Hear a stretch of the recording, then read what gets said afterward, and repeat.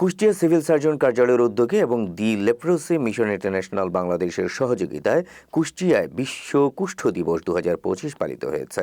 দিবসটি উপলক্ষে সকাল 9টায় একটি বর্ণাঢ্য র্যালি বের হয়ে কুষ্টিয়া শহর প্রদক্ষিণ করে সিভিল সার্জন কার্যালয়ে এসে শেষ হয়। র্যালি শেষে কুষ্টিয়া সিভিল সার্জন কার্যালয়ের হলরুমে ঐক্যবদ্ধভাবে কাজ করি, কুষ্ঠমুক্ত দেশ গড়ি প্রতিপাদ্যকে সামনে রেখে আলোচনা সভা অনুষ্ঠিত হয়। আলোচনা শেষে গরিব, অসহায়, দুস্থ কুষ্ঠ রোগীদের মাঝে কম্বল বিতরণ করে সিভিল সার্জন কুষ্টিয়া। আলোচনা সভায় সভাপতিত্ব করেন মুক্তি নারী ও শিশু উন্নয়ন সংস্থার প্রোগ্রাম কোঅর্ডিনেটর জাহিদুল হক মতিন। এতে প্রধান অতিথি হিসেবে উপস্থিত ছিলেন কুষ্টিয়ার সিভিল সার্জন ডাক্তার মোহাম্মদ আকুল উদ্দিন। বিশেষ অতিথি হিসেবে উপস্থিত ছিলেন জেলা সিভিল সার্জন অফিসের programme officer Ranjit Kumar Pal, doctor Nowrin Alam সিজা, ডাক্তার সাজিয়া আফরিন সহ আরও অনেকে। অনুষ্ঠানে কুষ্ঠরোগে আক্রান্ত বেশ কয়েকজন দরিদ্র অসহায় রোগী উপস্থিত ছিলেন।